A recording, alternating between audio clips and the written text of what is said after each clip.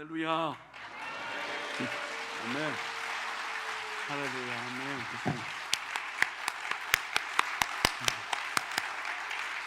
아멘.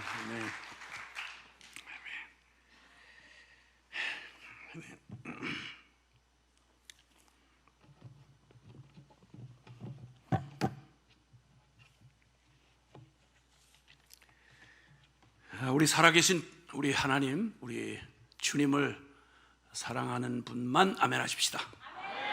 아멘. 오늘 방송으로 또 참여하고 계시는 전 세계 모든 우리 함께 주 안의 형제 자매님들과, 그리고 또 멀리서 이 현장까지 찾아오셔서 참 주님을 사모하는 마음으로 하나님의 얼굴을 구하는 자리에 함께 하신 여러분 모두 한 사람 한 사람, 하나님께서 단 한 분도 비켜 지나가지 않으시고 반드시 여러분을 기억하시고 그리고 축복하실 것입니다. 한번 어느 치료를 하는 자리에 참 소망이 없다고 생각하는 사람들이 좀 치유를 받을까 싶어서 모여왔습니다. 저도 어떻게 하다가 어떤 그 은사를 받으신 목사님이 그분 주님이 주신 은사를 가지고 기도하면서 또 치료해 주시는 그러한 자리였던 것 같아요. 그런데 거기 웬만하면 어른들인데 거기에 웬 아주 예쁘장한 나이는 아마 6, 7살쯤 된 것 같은 여자아이를 안고 온 아주 곱상한 그 엄마가 그 친정 어머니와 함께 같이 그 아이를 데리고 왔습니다. 얼만큼 아이가 이쁜지 정말 뭐 사람을 인형 같다 하는 말은 그 모욕인데 어쨌든 그렇게 너무 예쁘장한 아이였습니다. 곱게 꾸며서 데리고 왔습니다.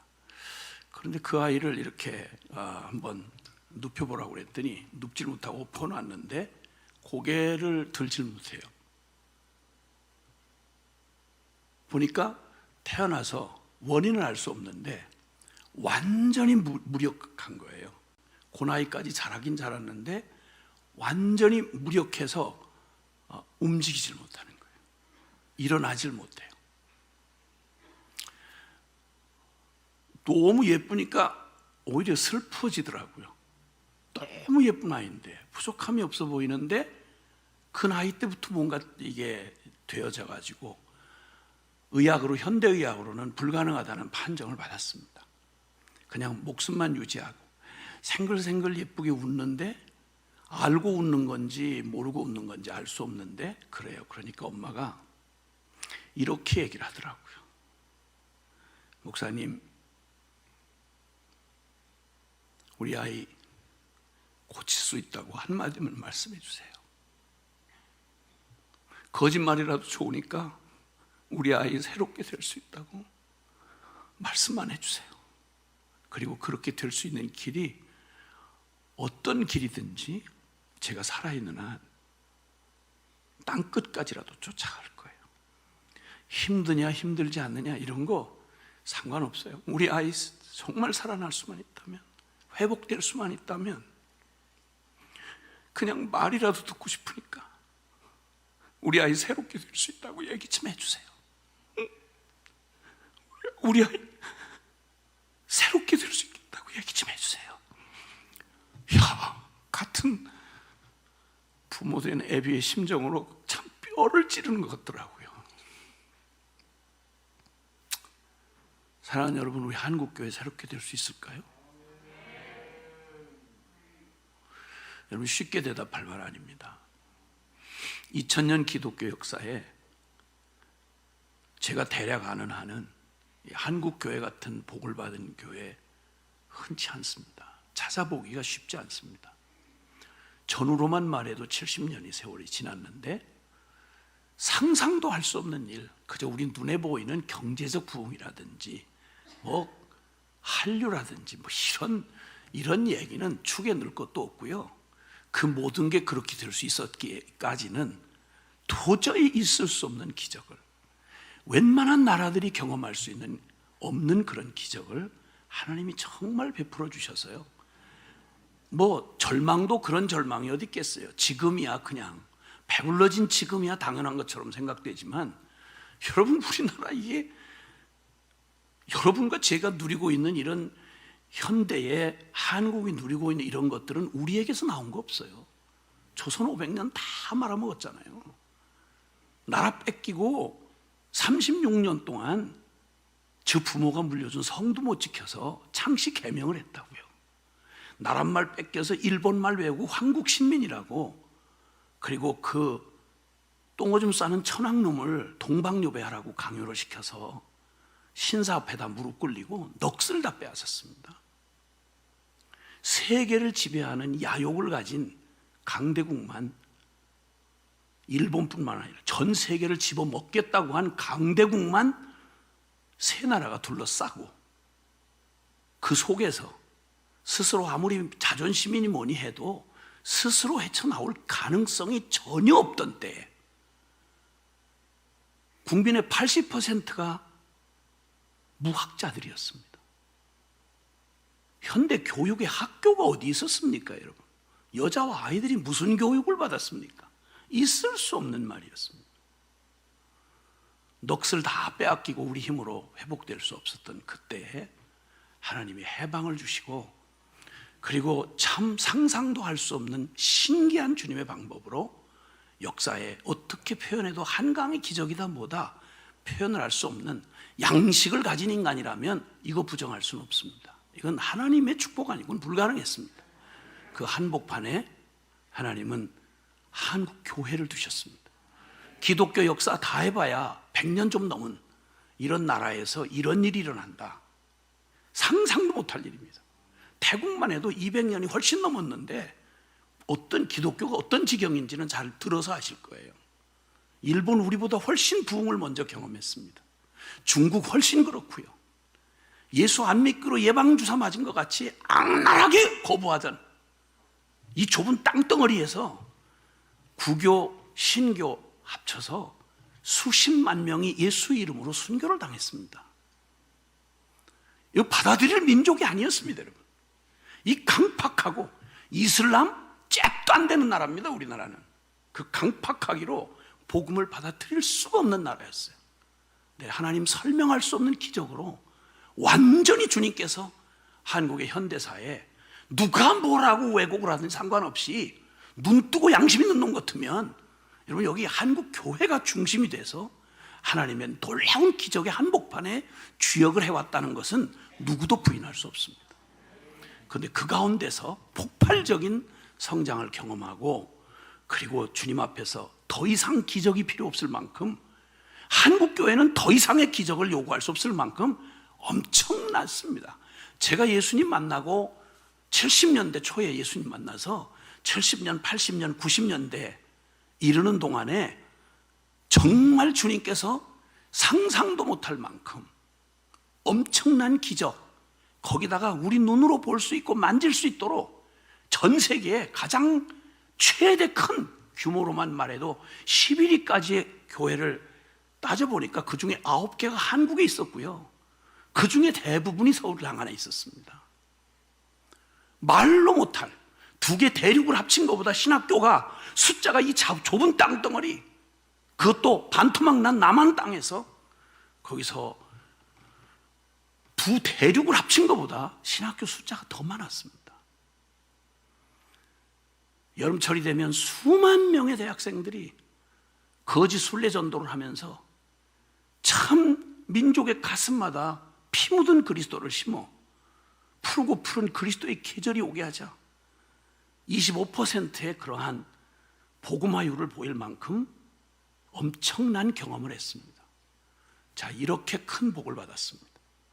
우리의 자식들은 전 세계에서 정말 한 맺힌 그 기가 막힌 종살이를 하며 무식하게 그렇게 고달프게 가난 운명과 그 작은 나라의 비참함을 열강들 틈에 끼어서 한 맺힌 설움을 예배당에 울어도 예배당에서 울었고,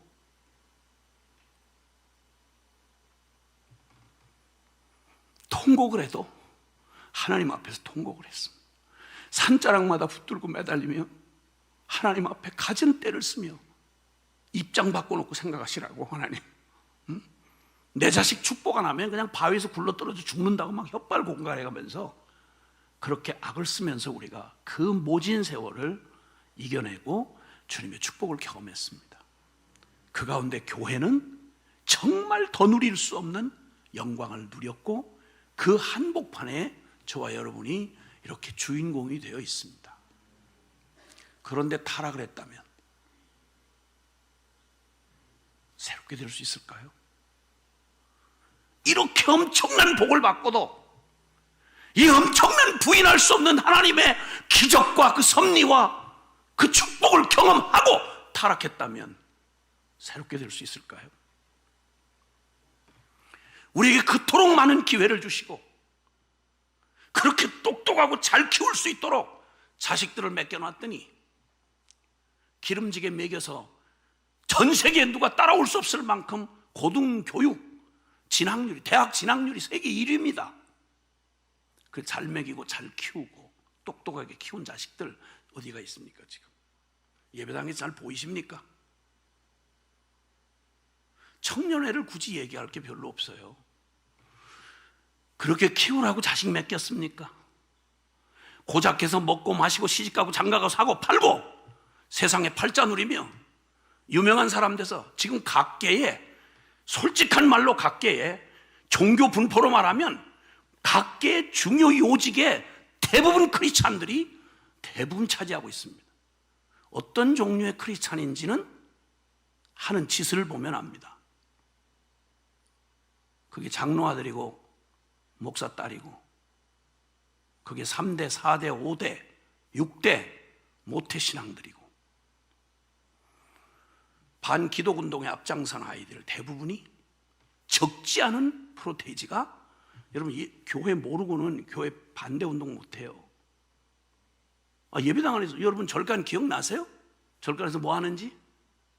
교회를 가진 말로 가진 쌍욕을 입에다 담고 하나님 두려움 없는 겁대가리 없는 인간들이 지금 저지른 그 모든 짓들 예배당에 경험 없으면 그렇게 못해요. 무슨 모임은 하지 말아라, 뭐는 하지 말아라, 그건 어떻게 알겠어요? 안수 집사 그래요. 장로가 그러고요. 새롭게 될 수 있을까요? 우리 한국교회 주일학교가 첫날부터 지금까지 여러분 회계성회를 통해서 귀한 강사님들을 통해 듣는 동안 저도 들었는데 참 마음이 무겁고 어려운 거예요. 새롭게 될 수 있을까? 이 정도 큰 기적을 보고도, 이 정도 분명한 증거를 보고도, 이렇게 자비와 긍휼을 경험하고도 그렇게 배반한 이 배교한 집단들에게 하나님이 새롭게 하시는 은혜는 임할 수 있을까?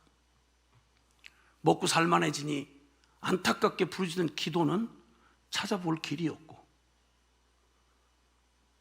전국에 있는 기도원이 뭐 약 2,000개를 뭐 얘기한다고 그러는데 여러분 기도원 발 디딜 틈이 없었어요.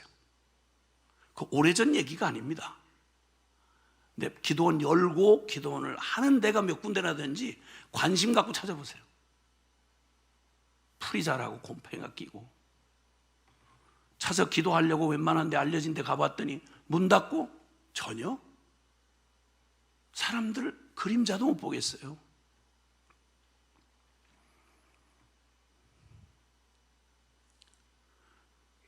대학가 군대 황금어장이라고 그랬습니다. 대학가는 이미 아주 죄송한 말입니다. 미전도 종족이 됐습니다. 서울대 같은 데는 동성애자로 커밍아웃한 아이가 총학회장으로 뽑혔습니다. 나는 동성애자라고 아예 까발리고 나온 애가.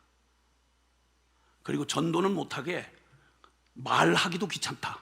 그래서 삼진 아웃제를 둬가지고 카드를 만들었습니다. 혹시 예수 이러면 딱 카드 내미는 거예요. 두 번째 옐로 카드 내요. 그 다음에 레드 카드 내요.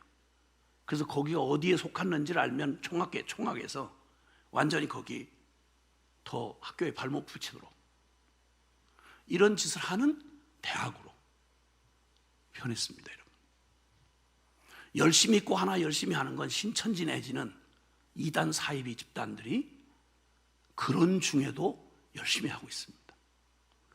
부끄럽게도 교회 안에서, 정통 교회 안에서 자라는 애들은 대학 들어가면 아야 예수 믿는 티를 안 내려고 그래요. 왜냐하면 그동안 못했던 짓 하고 싶어서, 놀고 싶어서, 죄 짓고 싶어서. 통계로 얘기하는 게 아니고 제가 전국을 뛰어봤어요. 새롭게 될 수 있을까요? 전 세계에서 이혼율 내지는 이혼에 준하는 가정의 위기를 겪고 있는 이런 내용, 우리 가정을 살펴보면 더 심각합니다.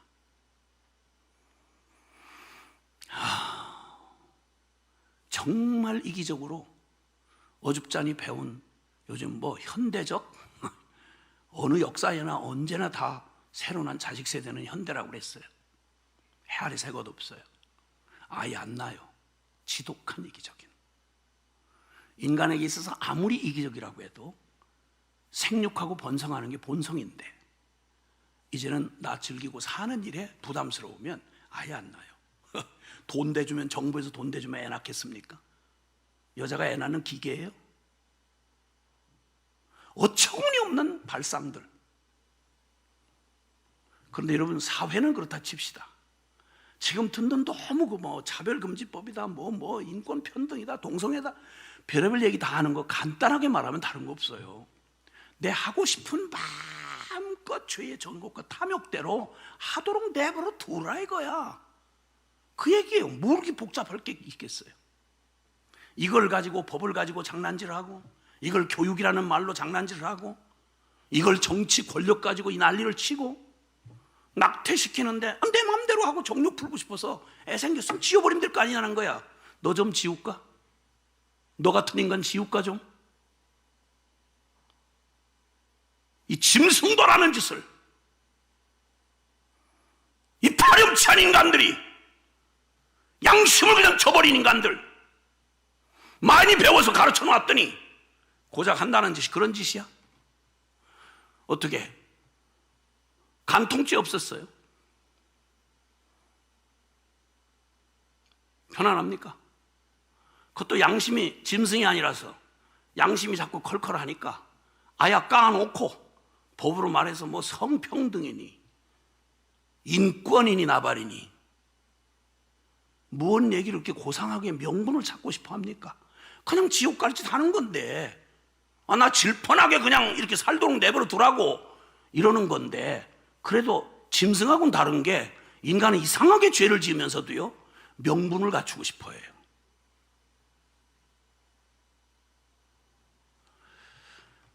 여러분, 이 지경 된 동안 우리 온통 죽자 사자 벌어서 자식들 교육 많이 시키면 팔자고 지겠구나 싶어서 교회에서 기도를 해도 온통 그 기도했잖아요.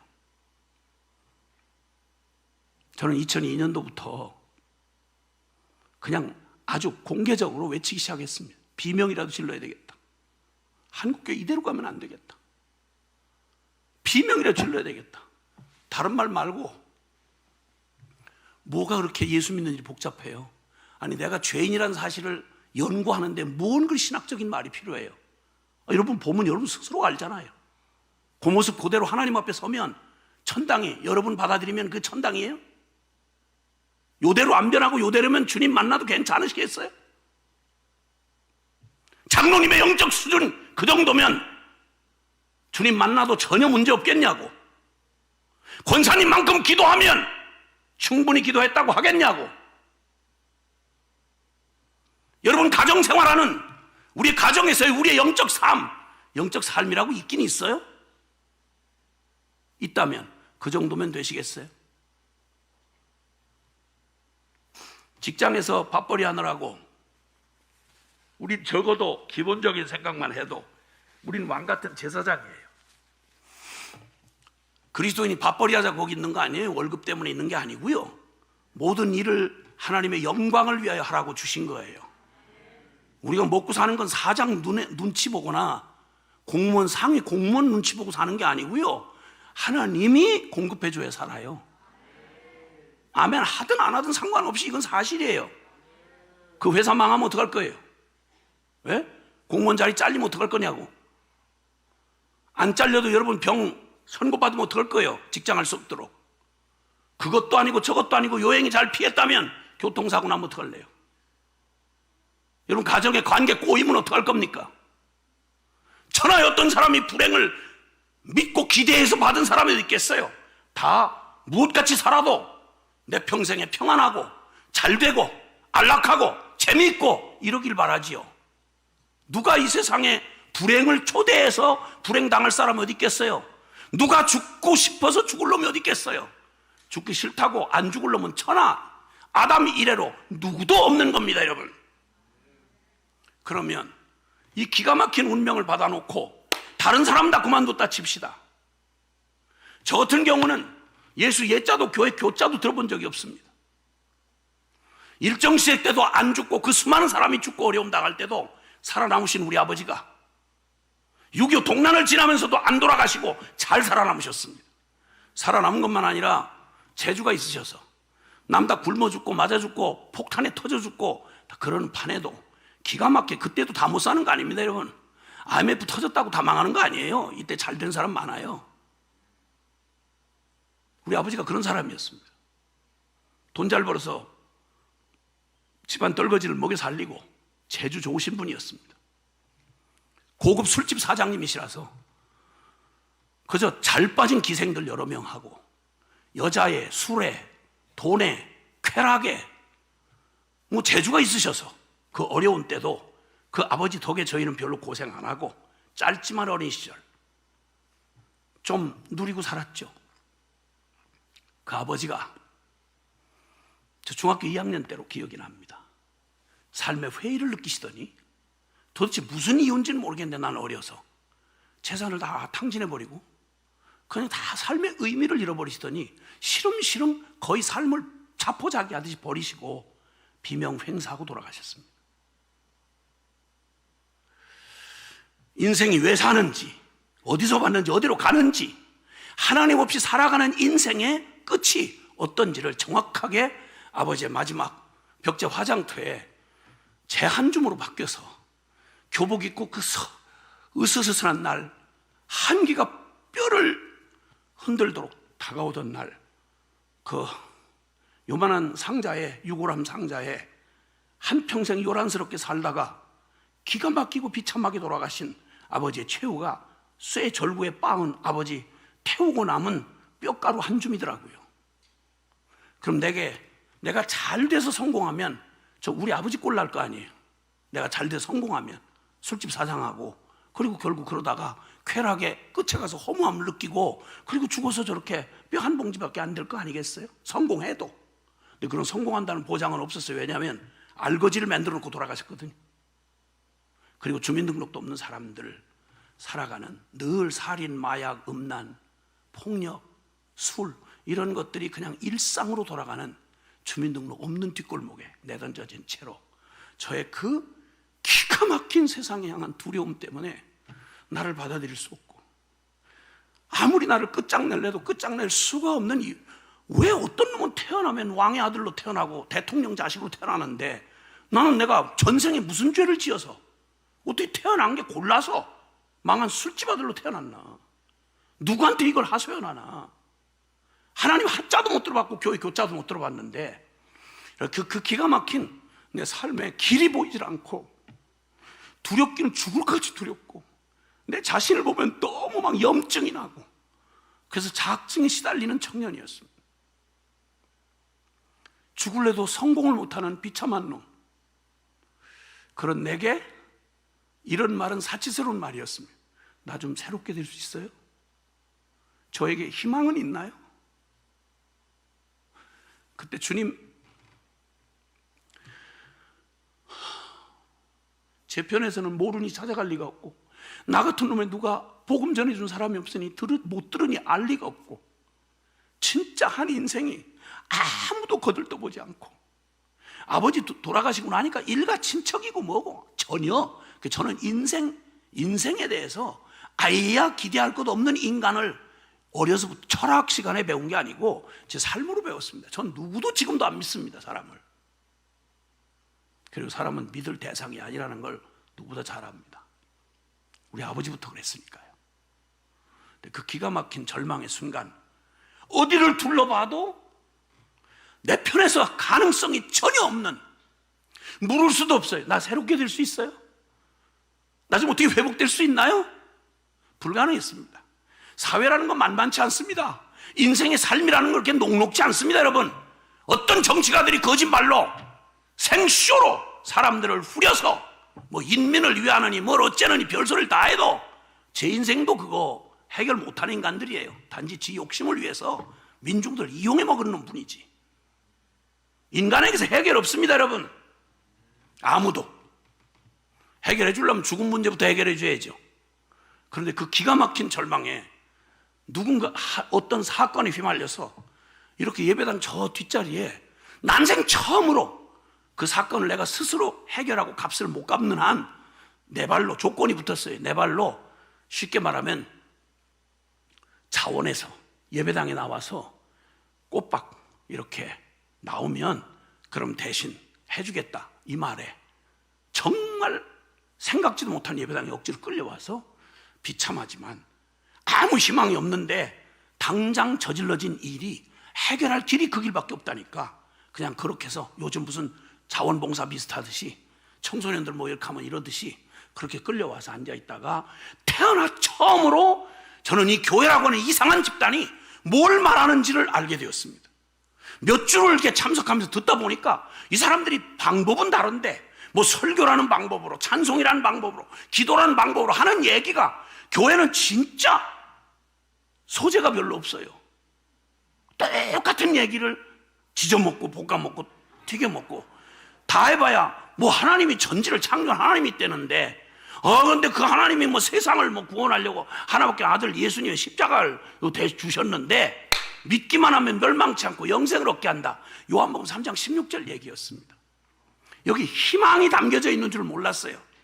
하나님이라는 말도 나는 듣는 이 처음이고, 그리고 인생 세상에서 보고 배운 건 실력 없으면 찌그러지게 돼 있고, 힘 없으면 짓밟히게 돼 있고, 용을 쓰고 악을 써도 생로병사의 이 무서운 인생의 이 테두리를 벗어날 수가 없는 게 인생이란 것쯤은 내가 몸으로 배워 아니까. 그러니까 희망을 얘기할 수 있는 게 어디서도 복음이라고 하는 거, 기쁜 소식이라는 건 어떤 종류도 없어요. 그런데 교회란 데 와서 세상에 멸망할 세상을 영생을 주시는, 그러니까 멸망할 놈에게 멸망을 벗어나는 정도도 아니고 영생을 얻게 한다는, 새롭게 될 수 있다는, 다시 시작할 수 있다는, 살아날 수 있다는, 다시 될 수 있다는 이런 얘기를 가장 절망적인 내 인생에 바닥을 쳤던 그때 나는 교회라는 데 이상한 데를 와서 처음으로 들었다니까요. 그 얘기의 스토리가 이런 거구나. 나는 하나님이 천지를 창조한 하나님이 누구라는 거 몰라요. 그 어마어마한 신이 있다는 얘기를 나 교회 와서 처음 들었고, 그것도 그 높으신 신이 대단히 뭐 쓸모 있는 놈을 관심 뒀다는 말은 한국에 대표되는 한 10명 신경 썼다는 말이 이해가 되지만, 한국 5천만 중에 누구도 거들떠 보지 않고 일가 친척도 버렸고 나도 나를 포기한 자학증에 시달리는 불쌍한 놈을, 그 크시고 그 놀라운 분이라는 분이 나를 기억하고 나를 위해서 나를 사랑하고 나를 멸망해서 영생을 주기로 했다. 이게 무슨 픽션 소설이라도 여러분 이거 가슴 터질 얘기 아닙니까 이거? 그런데 그 사실이, 그 스토리가 꿰어지던 날 설명할 수 없는 일이 벌어졌어요. 그게 저한테 이게 어떻게 믿어지는 거 하니, 믿어지는, 깨달아지는 거 하니, 난 지금은 알아요, 그걸 성령께서 하셨다는 걸. 근데 그 주님이, 그 하나님이 나한테, 이 천하고 참 험하게 태어난 나 같은 놈한테 그 크신 천지를 창조한 하나님이라는 분이 이렇게 말씀하는 걸 드리는 거예요. 내가 널 사랑한다. 저는 이거 문장 연습으로도 부모에게서도 저는 들어본 적이 없어요. 순 욕지거리에 그냥 늘 저주 악다구니. 저는 우리 집안의 언어가 그래요.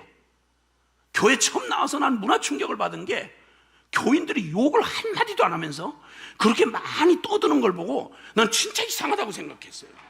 우린 욕이 빠지면 문장이 다 깨지거든요. 친할수록 욕을 진하게 해요. 우리 어머니가 충청도 가운데, 저 양반 가운데 토막이라는 충청도 부여 태생의 인동장씨예요. 괜찮은 집안에서 어떻게 다 그런 신랑을 만났는지 고생 많이 하셨습니다.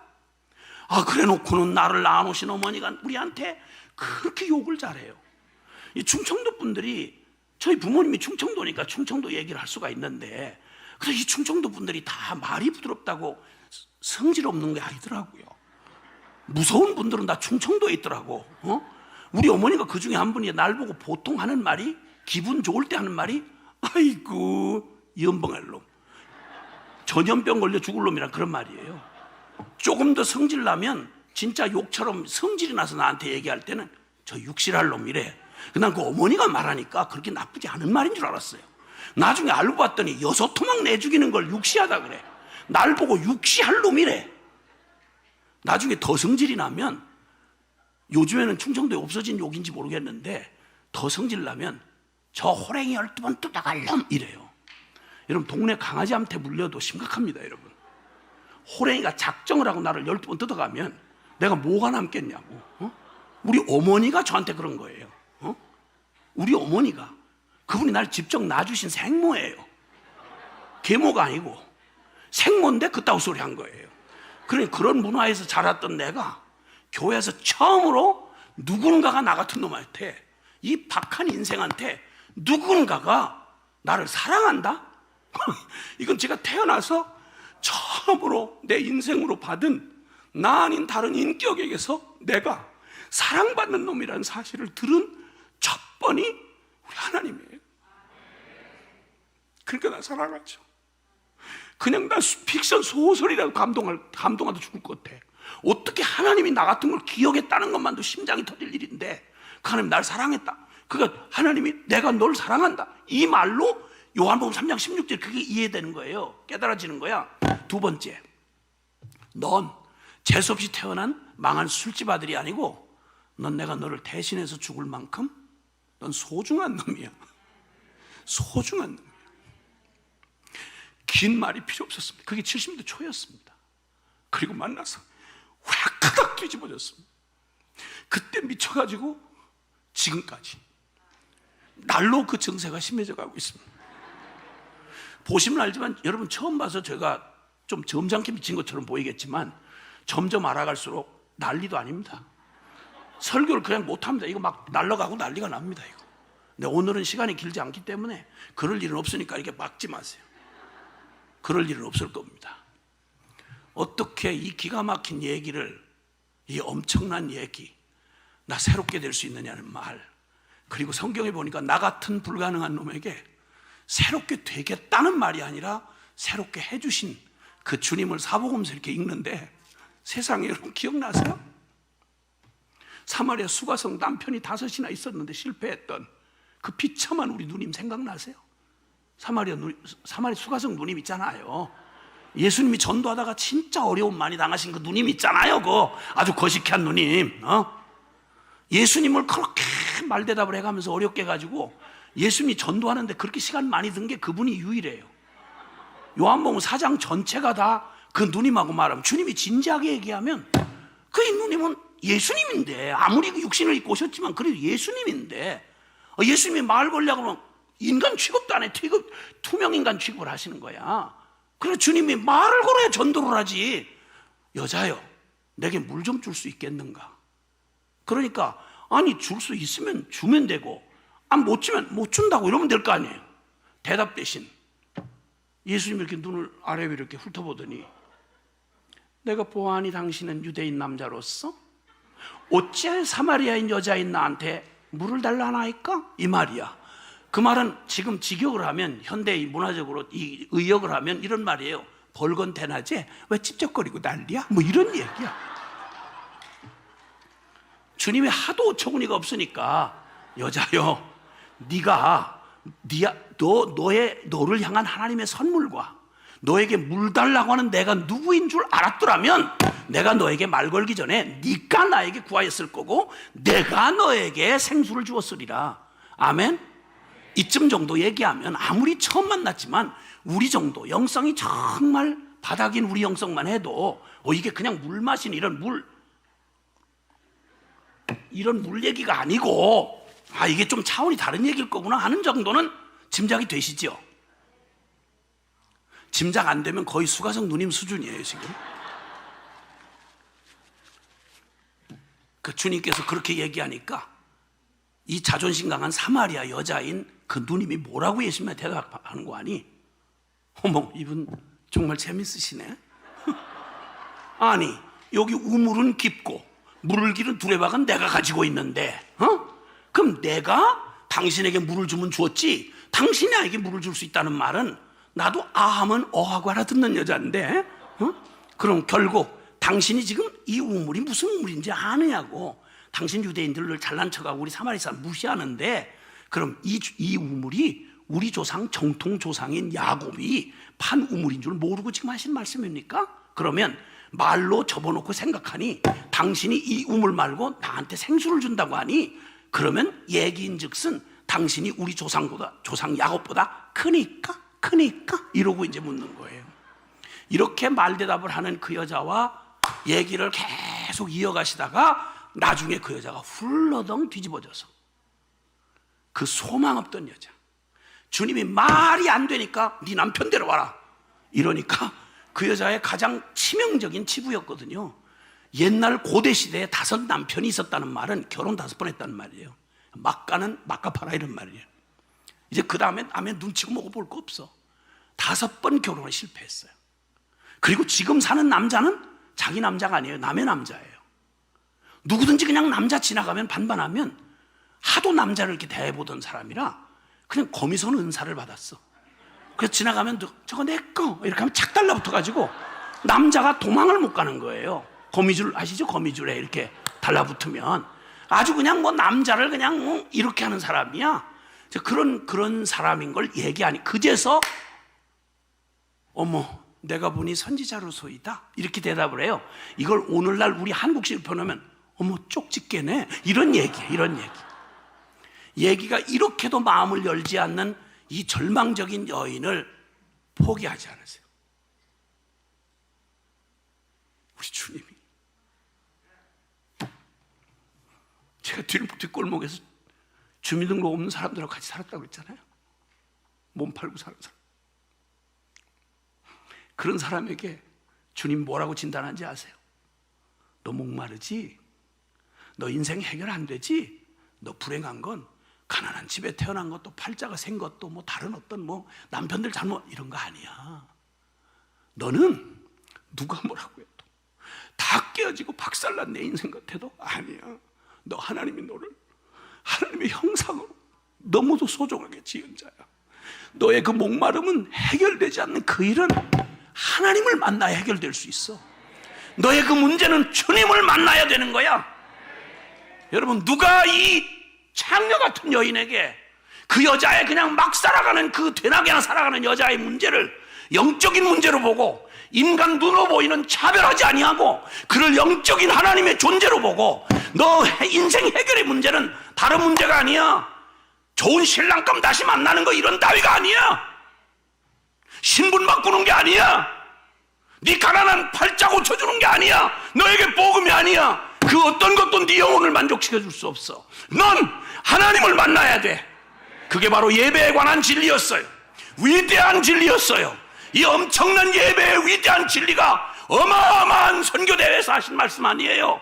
그 비참했던 한 여인, 사마리아 수가성에 아무도 거들떠보지 않는, 자기도 자기를 포기했던, 나는 새롭게 될 수 있다는 꿈마저 잃어버렸던 한 잃어버린 영혼에게 찾아오셔서 일부러 그 여인을 만나려고 사마리아 수가성 그 우물가에서 기다리고 계시다가, 그 두려움으로 잔뜩 갇혀진 그 여인의 그 심령의 문을 열고, 신령과 진리로 예배할 때가 오나니 곧 이때라고, 이 산으로도 말고 저 산으로 말하라. 지금 영과 진리로 예배하는 자들이 오는데, 그때 예배할 때가 오는데 곧 이때라. 하나님은 이렇게 예배하는 자들을 찾으시느니라. 혈통에 관계없이, 위치에 관계없이, 인간의 어떤 조건에 상관없이, 네가 어떻게 살아왔더니 상관없이 살아계신 주님 앞에 영과 진리로 내 영혼이 살아계신 하나님을 찾아 주님을 구하면, 그럼 내가 그를 만나 주리라. 여러분, 인생의 가장 최악의 비극이 있다면 사람으로는 태어났는데 하나님을 만나보지 못한 채 하나님을 못 만난 비극보다 더 비극은 없어요.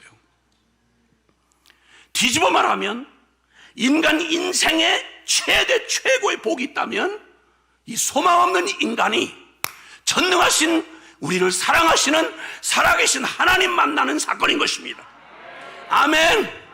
그럼 새롭게 될 수 있냐고 묻는 우리의 절망적인 진단 앞에 우리 한국교회는, 우리 조국은 이 기가 막힌 타락의 마지막 말세치마를 향해 브레이크 터진 자동차처럼 멸망의 내리막길로 그냥 처박는 이 인류는 새롭게 될 수 있을까요? 이 시대는 희망이 있을까요? 여러분, 그 말입니다.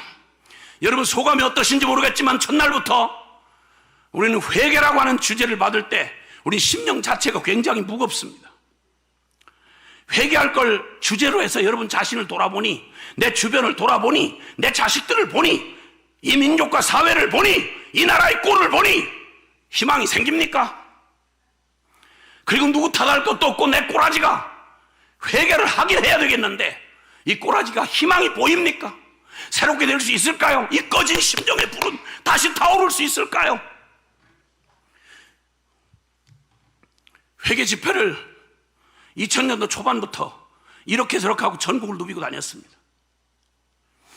평양 장전교회 부흥이 다시 한번 이 땅에 와야 된다고 부흥 콘서트 해서 거기에 또 어게인 1907이라 해서 전국을 돌아다니면서 그저 10,000명, 수천 명씩 체육관에 그냥 저 모래사장에 모여서 회개하자고 모여 집회를 하고 그렇게 외치는데 필요는 잠깐 자극을 받지만 집회 현장 딱 머리 들고 나가면 너무 화려하게 펼쳐진 우리의 삶의 주변이 세상이 이제는 온통 압축돼 가지고 스마트폰 하나로 손바닥 안에 다 들어와 있으니까 무슨 대단한 영성이 있어서 뭔 대단한 실력이 있어서 이거에 자유롭게 영성에 방해 안 받고 하나님하고 긴밀한 교제를 해가면서 주님이 주셨던 그 첫날의 감격과 영성을 가지고 하나님과 동행하는 그런 삶을 살아가는 일에 안녕하십니까? 우리 영성 정도면 되겠습니까? 상황이 나아지는 게 잘 보이질 않았습니다. 회개라는 게 점점 무거운 주제로 다가왔습니다.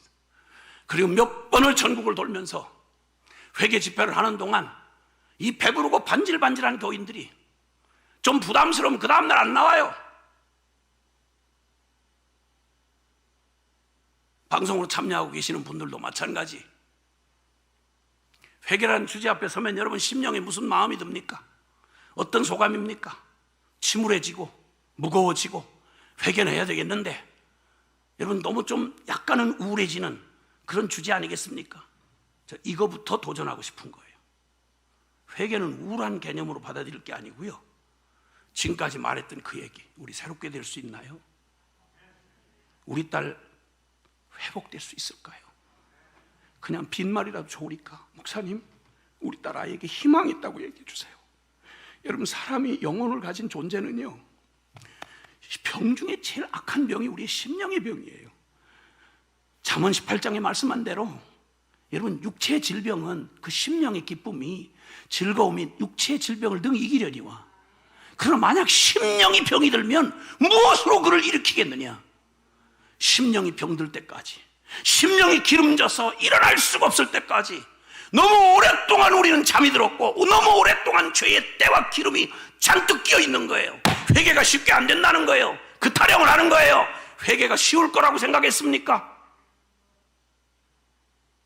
회개가 느낌이 와서 좀 아주 저절로 새벽에 깨지고 저절로 죄악이 미워지고 저절로 눈물이 나오고 그럴 줄 아셨습니까? 그렇게 쉬운 회개면 죄 짓고 회개하고 죄 짓고 회개하고 이러면 되지요. 여러분 한 번 중독에 빠지면 돌이키는데 평생 걸립니다. 죄가 대단해서가 아니라 죄에 나 자신을 맡기고 그 죄에 연단된 마음을 가지고 있으면 양심이 작동을 안 해요. 그 인간에게 양심이 작동이 안 한다는 말은 영혼의 나침판이 부서졌다는 얘기예요. 알람이 끊겼다는 얘기예요.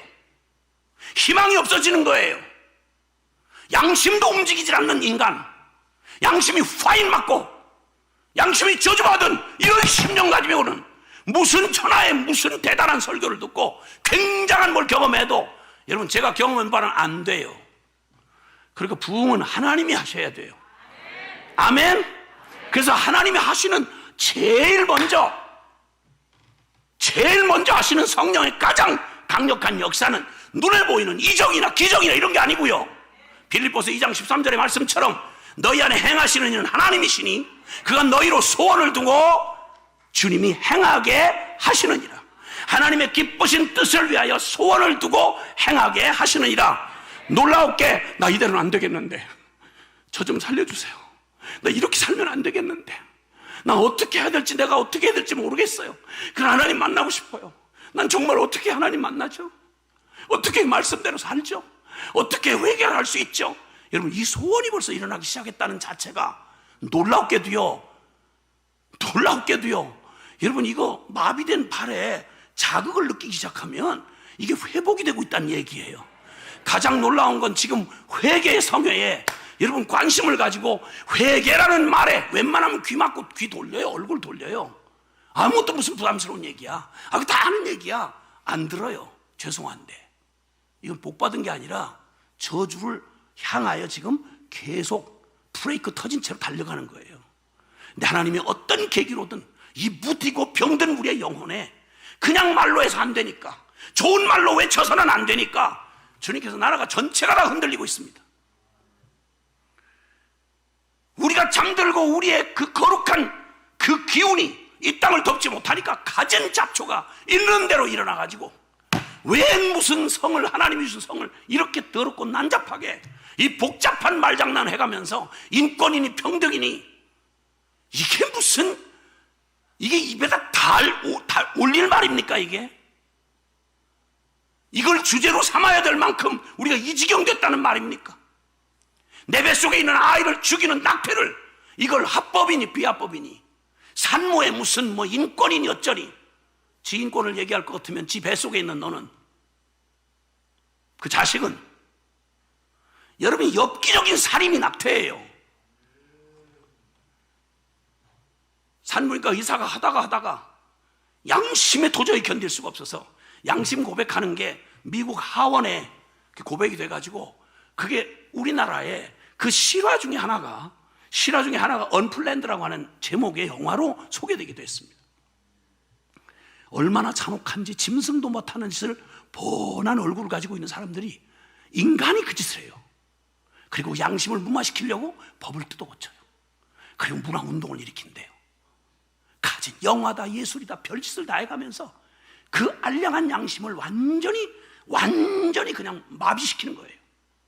죄 좀 편하게 지려고. 여러분, 불행하고 불쌍하고 정말 안타까워. 근데 교회가 이 마지막 양심도 무너지고 그냥 미친 듯이 멸망을 향해 가는 세상은 새로울 거 없어요. 아담 이후에 모든 역사가 그랬으니까요. 그때마다 마지막 희망을 주신 게, 새롭게 될 수 있다는 마지막 복음을 주신 게 바로 교회였습니다. 여러분, 이 복음을 주님이 주셨다 이 말입니다. 아멘, 아멘. 그러니까 주님께서 이제 결론은 딱 하나인데, 여러분, 우리에게 후회는 하고, 알겠어, 야, 내가 인간도 아니구나, 내가 왜 이런 짓을 했나, 미쳤구나, 여러분 깨닫고 후회를 하고 하는데, 만약에 돌아갈 곳이 없다고 하면 생각해 보세요. 너 너무 늦었어. 너 지금 후회해도 소용이 없어. 이제 그냥 운명으로 기다려. 너 심판만 기다리고 있어. 단두대에 칼날이 너를 기다리고 있어. 지옥불이 너를 기다리고 있어. 다른 길은 없어. 야, 희망 없어. 야, 오지 마라. 만약 여러분 이렇다면 천하에 이런 끔찍한 얘기가 어디 있겠어요? 회개야말로 이 소망 없는 우리에게 마지막 희망인 것입니다. 여러분, 무거운 주제가 아니라 너 살 수 있어, 가능해, 새롭게 될 수 있어. 나는 안 되는데요. 맞아, 너는 안 되기 때문에 하나님이 하시는 거야. 할렐루야. 그러니까 돌아오르거든. 회개는 여러분 향방 없는 후회가 아닙니다. 자책이 아닙니다. 회개란 반드시 돌아가는 지점이 정확해야 합니다. 어디로 돌아가야 되는 거 아니? 살아계신 하나님의 품을 향해 돌아가야 합니다. 그 유일한 길로 허락된 게 십자가의 복음입니다. 십자가의 복음, Return to the Gospel. 다시 복음 앞으로 가야 되는 것입니다. 여러분, 2000년 기독교 역사에 수많은 방황과 그리고 타락과 위기가 있었지만 언제나 개혁이 일어날 때 가깝게는 1500년, 500년 전 종교 개혁이라고 말하는, 그래서 개신교인이라는 이름이 붙은 게 저와 여러분입니다. 잃어버렸던 복음을 다시 찾았다 이 말입니다. 그때 복음으로 돌아가자는 말의 핵심은 단 하나였습니다. 성경이 말한 복음 말입니다. 십자가의 복음. 로마서 1장 17절에 있는 말씀처럼 복음에는 하나님의 의가 나타났어. 믿음으로 믿음에 이르게 하나니 기록된 바 오직 의인은 믿음으로 말미암아 살리람과 같으니라. 할렐루야. 뭘 믿는단 말입니까? 십자가의 복음입니다. 고린도전서 1장 18절에는 십자가의 도가 멸망한 자들은 미련한 것이요 구원 얻는 우리에게는 하나님의 능력이라. 할렐루야. 22절부터 말합니다. 유대인은 표적을 구하고 이방인은, 헬라인은 지혜를, 지식을 구하나 우리는 십자가에 못 박힌 그리스도만 전하니. 아멘. 유대인에게는 거리끼고 이방인에게는 미라는 것이로되, 그러나 부르심을 입은 자들에게는, 부르심을, 하늘의 신비한 부르심을 입은 복받은 사람들에게는 예수 그리스도 십자가의 그리스도야말로 하나님의 능력이요 하나님의 지혜니라. 아멘. 그게 인류 역사를 중세 암흑시대에서 완전히 통째로 뒤집어 놓았습니다. 1517년 10월 31일 날 마틴 루터라는 심령이 그냥 정말 너덜너덜해진, 너무 가련한 심령을 발견하고 죽을 것 같이 살 길을 찾았던 한 청년, 양심이 일깨워지고 복음을 향하여 절망적인 자기의 존재가 살아계신 하나님의 진노의 심판을 어떻게 피하나, 그러다가 성경이 그토록 외쳐왔던, 그러나 중세 타락한 교회가 성호를 그으면서 완전히 교인들의 손에서 성경을 빼앗고, 그리고 완전히 우매무지한 우상 숭배자들을 만들어 놓았던 그 종교 타락이 역사의 중세를 암흑시대라고 말할 만큼 세상에 빛이 돼야 할 교회가 불을 톤방 꺼트리면, 여러분 등 하나 나간 거 아닙니다. 여러분 등대불이 꺼지면 같은 등인데 실내에 있는 등 하나 나간 거하고 등대불 나간 거하고 차원이 다릅니다. 교회가 빛을 잃어버리고 교회가 생명을 잃어버리면 이건 세상의 마지막입니다. 여러분 마지막까지 빛이 되어야 할 마지막 희망을 전해야 될 게 교회입니다. 그러기에 교회의 사명은 막중한 것입니다. 여러분 한국 교회는 이대로 주저앉을 수는 없습니다. 회개해야 합니다. 살아나야 합니다. 아멘, 아멘, 아멘. 오 하나님 우리를 살려주소서. 오 하나님 우리를 새롭게 해주소서. 오 하나님 우리를 다시 하나님 앞에 서게 하옵소서. 할렐루야. 그래서 희망입니다. 우린 지금 우리의 저질러 놓고 우리가 뿌린 씨앗의 열매를 보고 있습니다. 너무 가책이 됩니다. 에비도는 정말 못했구나. 왜 그 엄청난 기회와 축복을 주셨는데 한국교회 이거밖에 못됐나. 고작해서 코로나 사태 하나 맞이하고 나니까 6만 교회가 넘는 한국교회가 이렇게 지리멸렬 벌벌 떠는 이게 우리의 실력이란 말인가. 여러분 자책만 하고 앉아있을 수는 없습니다. 교회가 힘이 없던 게 아니라 하나님의 능력은 충만합니다. 우리가 가로막았던 것입니다. 여러분 그러면 이제 돌아가면 여호와께로 돌아가야 합니다. 향방 없는 후회, 자책, 눈물 뿌리고 이런 거 필요한 게 아니라 돌아가려면 정확히 복음으로 돌아가야 합니다. 십자가의 복음으로 돌아가야 합니다. 모든 각 영역에서 모든 분들은 자신들의 일을 이 십자가의 생명을 가진 하늘에 속한 사람으로 그냥 정의 투쟁하시면 안 됩니다. 하나님의 사람으로 서야 합니다. 어느 편을 들자는 게 아닙니다. 우리는 하나님의 손에 붙들리지 않는 한 아무리 좋은 말도 아무리 좋은 운동도 그거 헛것되는 거 잘 아시지 않습니까? 주님께서 우리를 새롭게 하시되 우리를 복음으로 새롭게 해주시기를 원합니다. 할렐루야. 그래서 주님은 오늘 봉독해 주신 말씀 가운데 여호와께서 이르시되 이스라엘아 네가 하나님께로 돌아오려고 네가 돌아오거든 내게로 돌아오라. 내게로 돌아오라. 네가 만일 나의 목전에서 가증한 걸 버리고 네가 흔들리지 아니하고 진실과 정의와 공의로 여호와의 삶을 두고 맹세하면 나라들이 나로 말미암아 스스로 복을 빌며 나로 말미암아 자랑하리라. 여호와께서 유다와 예루살렘 사람에게 이와 같이 이르노라. 너희는 묵은 땅을 갈아엎고 그리고 가시덤불에 파종하지 말아라. 미친 짓 하지 말라는 것입니다. 심령의 할례를 받되 유대인과 예루살렘 주민들아, 너희는 스스로 할례를 행하여 너희 마음에 가죽을 베고 나 여호와께 속해라. 아멘.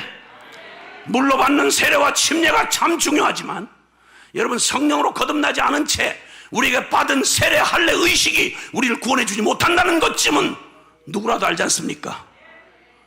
혈통으로 3대, 4대, 5대, 6대 기독교 명문 집안으로 태어나도, 목사들 장로 딸로 태어나도 거듭나지 않으면 하나님 나라 절대 못 들어갑니다. 여러분, 말장난하지 마십시오. 말장난하지 마세요. 하나님은 우리가 죄인이었을 때도 하나님이시고, 죄를 용서받고 구원받은 이후에도 하나님입니다. 그분은 거룩하시고 영원히 거룩하십니다. 무조건 은혜로 받았으니까, 무엇대로 그냥 되나게나 천국 영생 티켓 따놨으니까 내 멋대로 배짱 끌린 대로 살아가는 이런 괴하고 이상한 교인들, 이덕 떨어진 교인들, 세월이 가고 관록은 붙고 직분을 가졌는데 신학 지식은 들어가는데 하나님을 한 번도 경외해보지 않은 놈들, 믿지도 않는 하나님의 이름을 팔아서 기독교에서 월급 받아먹고 사는 인간들, 할 짓이 따로 있지, 밥벌이를 할 게 따로 있지, 영혼 장사하고 하나님의 거룩한 이름을 팔아서 믿지도 않는 위증자가 되면, 현장 법정에서만 해도 현행법에 위증을 하면 위증죄가 중요한 겁니다. 근데 내가 한 번도 만나보지 못한 하나님을, 내가 한 번도 사랑하지 않는 하나님을, 한 번도 주권을 넘겨본 적이 없는 하나님을 주님이라고 말하며 그 하나님의 이름을 만홀히 여기는 거, 10계명의 계명 중에 여호와 이름을 망령되이 걷지 말아라. 믿지도 않는 하나님, 경외하지도 않는 하나님을 멋대로 신학적 논단거리로 삼고 종교적 어떤 대리 물건으로 삼는 이 약한 자들에게 저주가 임할지어다. 두려운 줄 알아야 합니다. 이만하면 충분합니다. 한국교회, 아니 한국교회가 바로 여러분과 저 아닙니까? 이만큼 대강 살아온 거 지금까지 충분합니다. 오늘 이 밤에 뒤집어져야 합니다. 이 밤에 방향을 망할 길에서 돌이켜야 하는 것입니다. 이젠 더 이상 많은 말이 필요한 게 아니라 감동이 필요한 게 아닙니다. 여러분, 하나님 두려운 줄 아시기를 바랍니다. 여기 말합니다. 하나님의 분노의 불길을 끌 자가 없으리라고요. 거짓된 위장된 회개하지 말고 마음에 가죽을 베라. 진정한 할례는 육신의 가죽을 베는 게 할례가 아니요, 심령의 할례가 할례요. 로마서 2장 28절과 29절에 누가 참 이스라엘이냐, 혈통으로 아브라함의 자식이라고 정통 혈통을 받아 나왔다고 그게 표면적 유대인이 유대인이냐? No! 표면적 육신의 할례가 아니다. 아멘이십니까? 심령의 할례가 할례며 이면적 유대인 참되게 믿어 예수 그리스도의 십자가의 복음이 내 심령으로 받아들여져서 예수 죽음 내 죽음, 예수 부활 내 부활 될 때 비로소 하나님을 주라고 부르고 구원자 그리스도라고 부르고 영원히 살아계신 하나님이심을 고백하고 실제 믿고 그 믿음으로 한 걸음 한 걸음 살아가는 자를, 그를 성도라고 말하고 그는 하나님의 백성이라고 하는 것입니다. 여러분, 그러면 교회는 무슨 일을 당하느냐, 그건 별로 중요하지 않습니다. 폭풍이면 폭풍, 그리고 지진이면 지진, 우리에게 다가오는 어떤 시련과 고난도 절대 우리를 끊을 수가 없습니다. 누가 우리를 그리스도의 사랑에서 끊으리요? 환난이나 곤고나 적시나 위협이나 기근이나 칼이랴. 그 어떤 피조물도 현재일 장래일 높음 깊음, 여러분 어떤 권세, 어떤 세력, 어떤 음모, 어떤 불의의 사람들의 횡포, 여러분 이런 따위의 공갈 협박 따위는 예수님 당시부터 시작해서 2000년 동안 한 번도 사라진 적 없었습니다.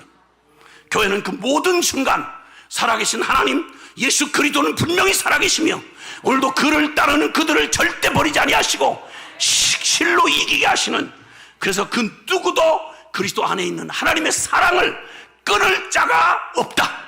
아무도 우리를 대적할 자가 없다. 이것이 바로 우리가 고백하는 믿음의 고백이요 복음의 선포인 것입니다. 그럼 이제 우리가 걱정해야 될 일은, 우리가 무슨 일을 하더라도 먼저 우리가 이제 기억해야 될 건,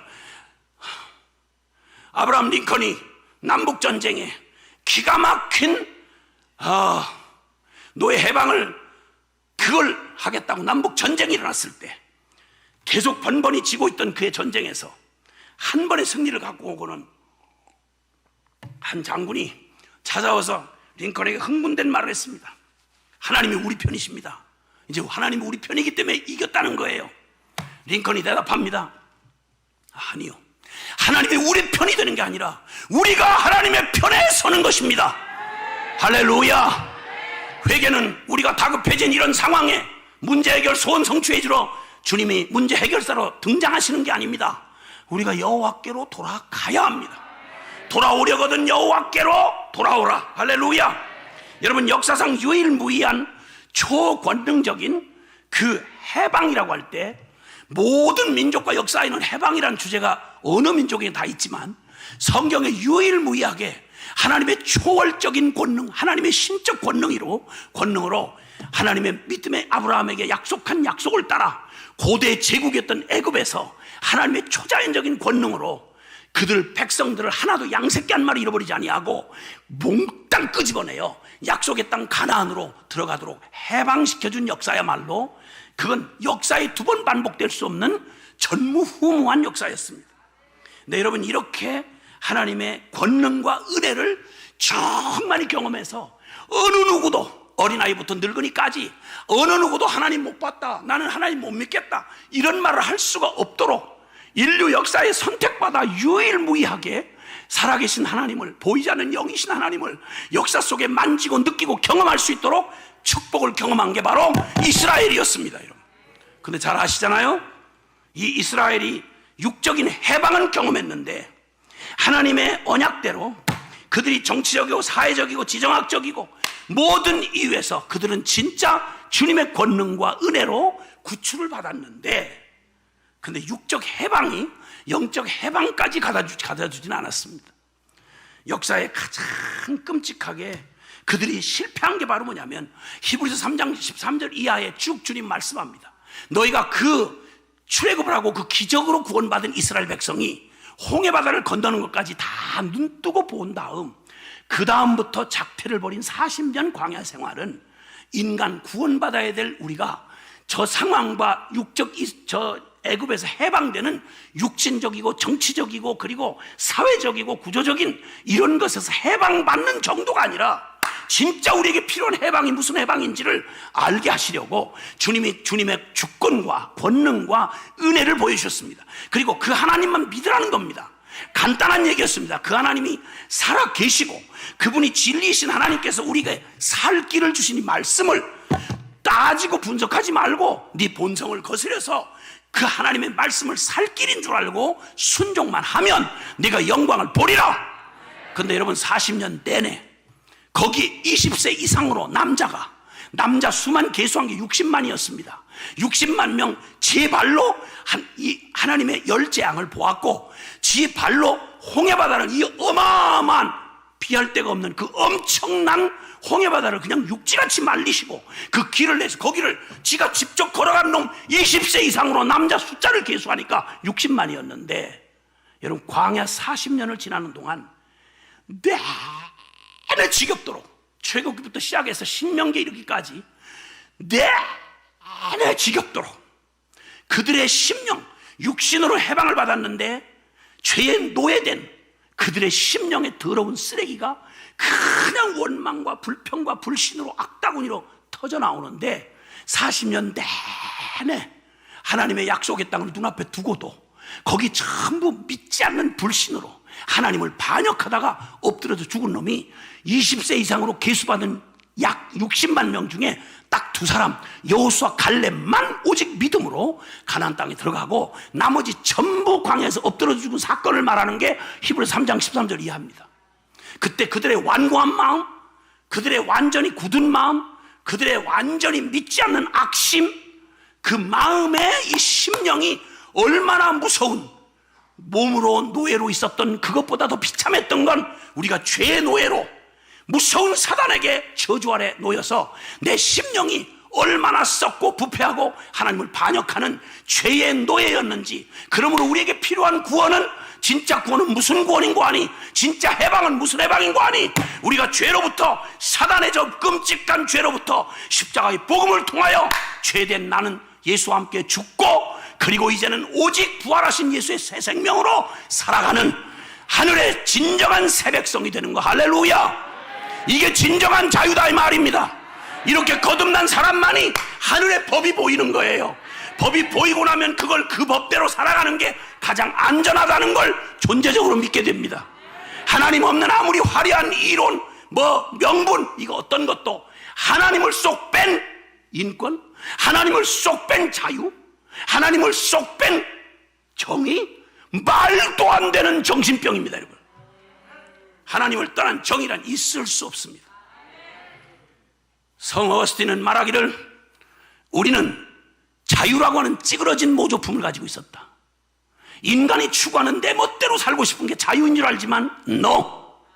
선악과를 먹고 지가 하나님 되어 제 멋대로 살고 싶어하는 저주받은 우리의 심령이 하나님의 말씀이 왜 순종하기 어려우냐, 회개하고 하나님께로 돌아오기가 왜 불가능하냐, 그건 다른 이유가 아닙니다. 어려워서가 아닙니다. 내 심령에 반역하는 죄가 내 존재 안에 묻어있기 때문에 그렇습니다.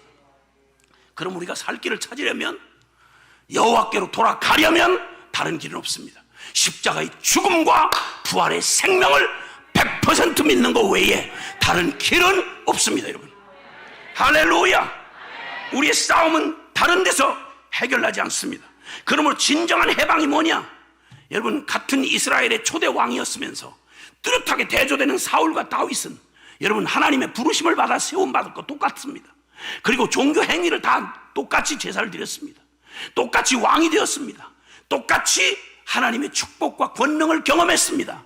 근데 여러분, 사도행전 13장 21절과 22절에 하나님께서 40년간 사울을 왕자리에 두었다가 그를 패하시고, 그 패한 이유가 사무엘상 15장에 말씀합니다. 순종이 제사보다 낫고 듣는 것이 수양의 기름보다 나으니 듣지 않고 고집 부리는 건 우상 숭배하는 죄악이라고 무섭게 질타합니다. 여러분, 주님 앞에서 이세 아들 다윗을 만나니 사울왕을 패하시고 하나님이 이 땅에 하나님의 뜻을 이루는, 하나님이 쓰시는 일꾼이 누구냐? 기준이 뭐냐? 능력이냐? 신장이냐? 실력이냐? No!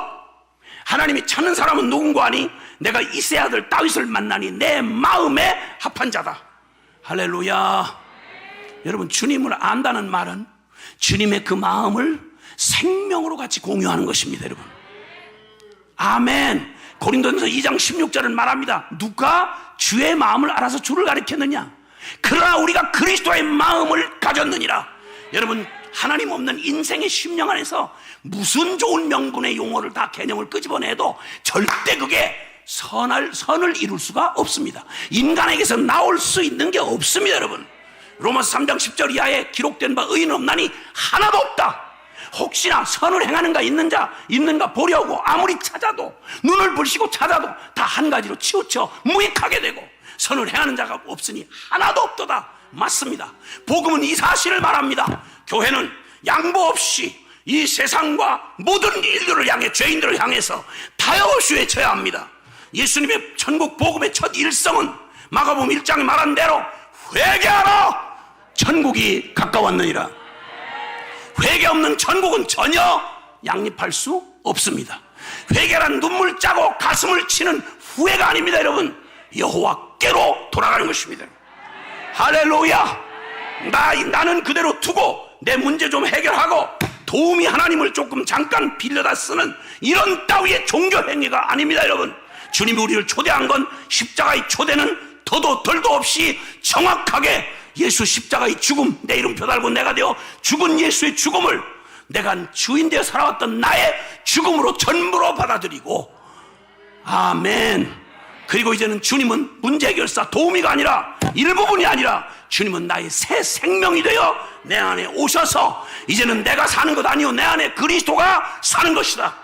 여러분, 기독교의 믿음, 생명의 믿음을 정말 간명하고도 확실하게 증거해 준 말이 있습니다. 갈라디아서 2장 20절의 말씀입니다. 내가 그리스도와 함께, 다 같이 시작. 내가 그리스도와 함께 십자가에 못 박혔나니 그런즉 이제는 내가 사는 것이 아니요 오직 내 안에 그리스도께서 사신 것이라. 이제 내가 육체 가운데 사는 것은 나를 사랑하사 나를 위하여 자기 자신을 버리신, 아멘. 신앙생활 한다는 말이 이 말입니다. 믿음으로 산다는 말이 이 말입니다. 세례 침례를 받았다는 말이 이 말이에요.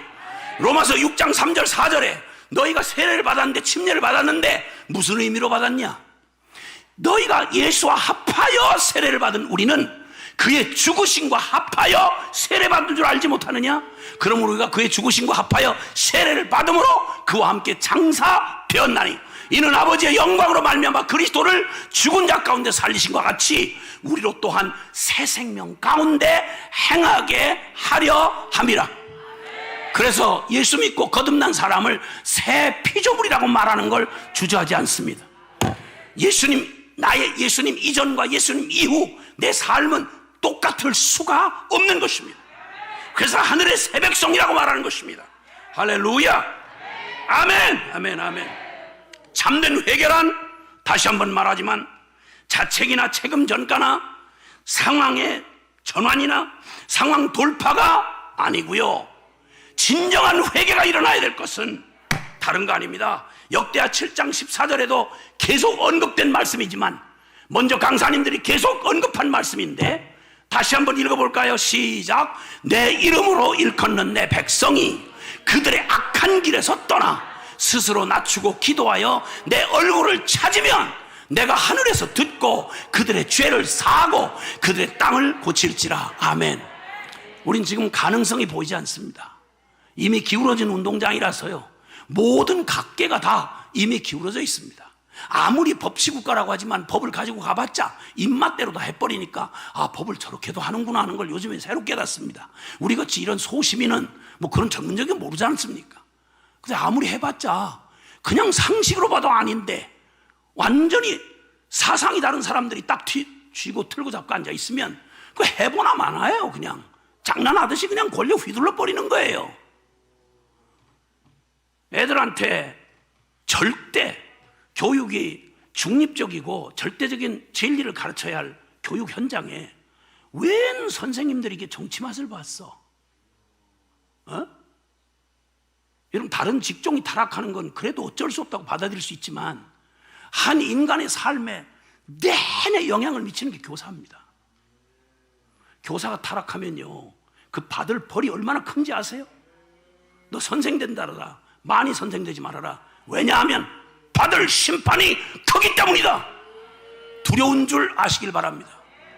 교육계에 종사하고 계신 분들이나 영적인 교회 일에서도 역시 가르치는 일을 맡고 계신 분들이 있다면 다시 한번 엄중하게 주의 이름으로 하나님 앞에서 그거 어줍잖게 배우고 여러분 어줍잖게 들은 그런 사상 내지는 또 여러분의 어줍잖은 지식, 여러분 재주 이거 가지고 한 아이를 시험 삼아서 한 일생을, 그 아이들의 일생에 당신이 원튼 원치 않든 일생에 영향을 미치는 사람이 교사입니다.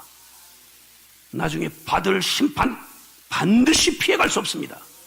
두려운 줄 아시고 월급 가지고 존재 가지고 살아가는 게 교육자가 아니고 마지막까지 시대의 책임을 지고 마지막까지 양심과 진리 편에 서야 될 게 남이 알아주든 말아주든 여러분 그게 바로 교사입니다. 여러분, 교사가 썩어버리고 진리에 대한 확신도 없는 하나님 두려움을 모르는 이런 간이 배밖에 나온 이런 사람들에게 이 밤이 마지막 경고의 밤이 될지도 모릅니다. 삼가 주의하시기를 바랍니다. 된다고 다 되는 게 아니에요. 여러분, 풀린다고 다 축복이 아닌 줄은 아시지요? 권력 가지신 분들 조심하십시오. 여러분, 권력의 모든 게 하나님으로부터 나지 않음이 없습니다.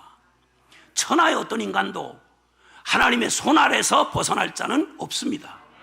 똑바로 기억해 두셔야 합니다. 권력 허무한 겁니다. 늘 보시잖아요. 역대 대통령들 어떻게 다 가는지. 말년에 먹을 게 있는지는 모르지만 다 감옥에 들어가 있었습니다. 누구라고 다를 수 있겠습니까? 겁 없는 짓 하지 마시길 바랍니다. 삼가 주의 이름으로 경고합니다. 예, 마음껏 조롱해 보세요. 마음껏 하나님 앞에 불경건한 짓 해보세요. 여러분, 인생이 그렇게 농담하듯이 여러분 그렇게 녹록한 거 아닙니다. 여러분, 두려운 줄 아셔야 합니다. 지옥 가기 전에 지옥을 생생히 경험하는 인생이 충분히 여러분을 기다리고 있습니다. 끔찍한 두려운 짓입니다. 하나님 두려워한 줄 모르면 여러분 그보다 더 비참한 인간은 없습니다. 그러므로 하나님의 교회도 이제는 깨어 일어나 하나님 두려운 줄 알고 회개하라, 천국이 가까웠느니라 주님이 말씀하십니다. 여러분, 그러므로 주님 앞에서 참된 복음 앞에 우리가 돌아가 생명의 복음 되신 예수 그리스도를 만난 성도, 교회의 머리가 되신 예수 그리스도를 머리로 삼은 교회, 그래서 그 누구도 그 교회를 흔들 수가 없는 건 내 반석 위에 주는 그리스도시여 살아계신 하나님의 아들이십니다 하는 생명의 고백을 하는 이런 성도들의 고백의 터 위에 내 교회를 세울 것이고, 그 교회의 머리가 친히 그리스도가 되어 주시겠다고 말씀합니다. 누가 그리스도의 몸을 건들겠어요? 건들면 무슨 짓을 당하겠어요? 하나님의 교회 걱정할 필요 없습니다, 여러분. 하나님의 교회는 이 절망적인 세상에, 희망이 없는 세상에 새롭게 될 수 있다고 말하는 복음의 마지막 보루인 것입니다. 이제 그 사실을 주님 앞에 우리가 기억하고 하나님 앞에 회개로 나아갈 때, 여러분, 회개는 기억해야 합니다. 회개는 야곱에게 돌아갈 베델이 있듯이, 야곱에게 돌아갈 베델이 있듯이, 야곱이 기가 막히고 절망적인 순간을 만나면 하나님이 결정적인 순간에 나타나셔서 내가 너를 처음 만나 주었던 베델로 올라가라. 그럼 언제든지 툭툭 털고 새로운 믿음으로 출발할 수가 있었습니다. 믿음의 사람들은 돌아갈 곳을 항상 잃지 않고 있었습니다. 돌아갈 탕자가 돌아갈 아버지의 집이 있듯이, 오늘 우리에게는, 복음이 완성된 우리에게는 하나님께로 돌아갈, 누구라도 돌아갈 십자가의 복음이 있습니다. 너무 늦었다고 말하지 않으십니다. 우편 강도가 나같이 이미 운명 끝장난 나도 혹시 주님 천국에 이르시는 날 나도 기억해 주실 수 있겠습니까? 라고 묻는 우편 강도에게 주님이 다 끝장나고 숨만 떨어지기 직전에 깨달아도 너무 늦게 깨달은 거요. 너무 늦은 만남이었어요. 근데 여러분, 주님의 자비와 주님의 사랑에는 너무 늦은 시간이 없습니다. 오냐? 오늘 밤 네가 나와 함께 낙원에 있으리라. 다 끝났고 기회를 빼앗겼다 해도 오늘 이 밤이 주님 앞으로 돌아가는 천부의 의지 없어서 손 들고 옵니다. 아무 공로 없지만 십자가 빈손 들고 주님의 십자가를 붙듭니다. 나 같은 놈이 입이 10개라도 할 말이 없지만, 돌아온 탕자처럼 아버지라고 부를 자격이 입이 떨어지지 않지만, 그러나 품꾼의 하나로만 기억해 주셔도 하고 돌아가니 아버지가 맨발로 쫓아나와서 입을 딱 틀어막으시고, 이는 내 죽었다가 다시 산 아들이며 잃었다가 다시 찾은 여전히 내 아들이다. 우리는 헤아릴 수도 짐작할 수도 없는 하나님의 영원한 은혜와 사랑이 있고, 더군다나 우리를 사랑하시되 흔들리지 않도록 우리가 죄인 되었을 때에 그 아들 그리스도께서 우리를 위해 죽으심으로 우리에 대한 하나님의 사랑을 확증하셨느니라. 용서할지 모른다는 말이 아닙니다. 은혜로운 일이 가능할지 모른다는 말이 아니라, 영원히 흔들릴 수 없도록 누구든지 돌아오기만 하면, 누구든지 빈손 들고 나와 주님을 전심으로 붙잡기만 하면, 그러면 주님은 언제라도 우리를 새롭게 하실 수 있습니다. 언제든지 새로운 출발이 될 수 있습니다. 하나님, 우리를 더 그냥 두시면 안 됩니다. 주님, 우리를 다시 한번, 우리 교회를 새롭게 하옵소서. 다시 한번 우리를 새롭게 출발하게 하옵소서. 하루를 살다 죽어도 영원을 사는 믿음으로 예수 그리스도 말고는 우리에게 어떤 선택도 남아있지 않는, 왜냐하면 주님이 그렇게 하셨기 때문에. 주님은 나밖에 사랑할 자가 없는 것처럼 나 하나를 위해서도 기꺼이 십자가에 죽으실 순정으로, 우리가 주님 앞에 물으면, 예수님, 나는 주님에게 어떤 존재입니까? 하고 물으면 주님은 대답 대신 십자가에 못 박힌 손을 보여줄 거예요. 이게 요한계시록에 나타나는 우리 주님입니다. 영광의 그 나라에서 주님은 죽임을 당한 어린 양으로 계속 이걸 안 바꾸세요. 하늘나라 가서도 십자가에 못 박힌 손이 그대로 있어요. 왜냐하면 우리가 보는 천국의 아름다운 그 어떤 것과도, 금은보화 세상 없는 천국의 아름다운 것보다 우리를 가장 감격하게 하고 영원한 기쁨으로 주어질 게, 주님이 변하지 않고 우리에게 내민, 이건 너를 위한 나의 상처야. 너는 나에게 이런 존재야.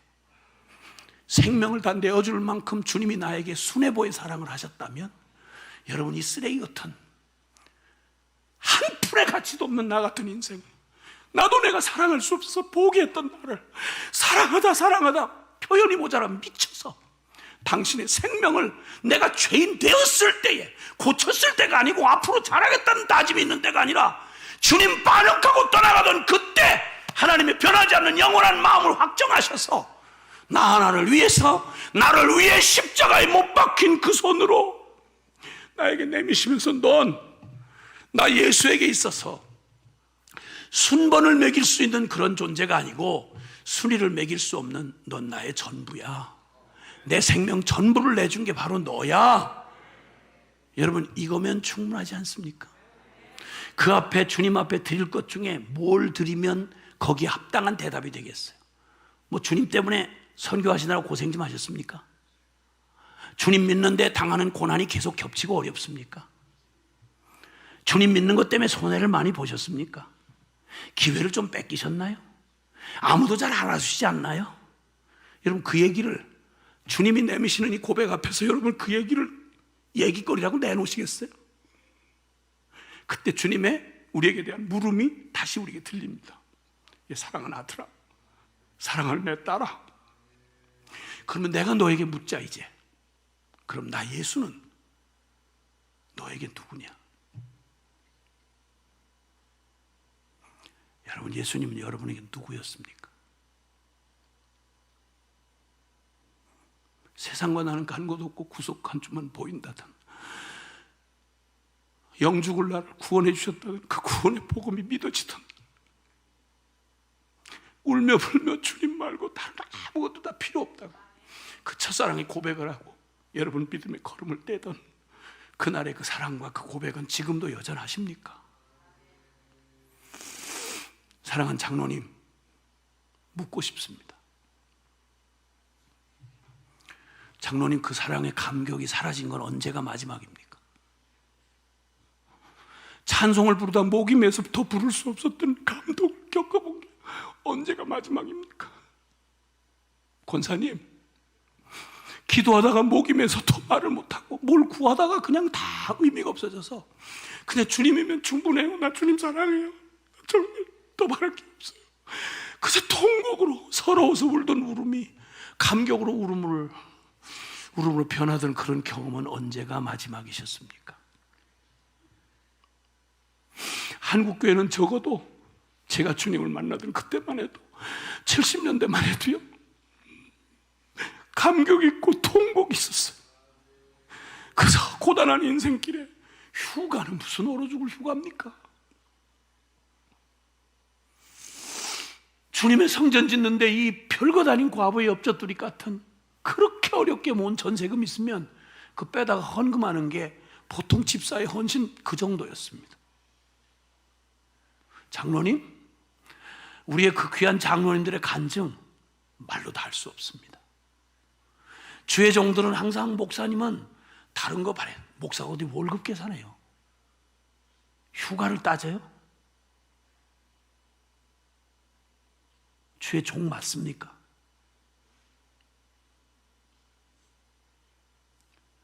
허름한 목사님 거실에 가보면 그 초라한 액자에다가 흔히 볼 수 있는 목회자의 3가지 준비, 이런 게 있었습니다. 첫째, 항상 이사갈 준비해라. 둘째,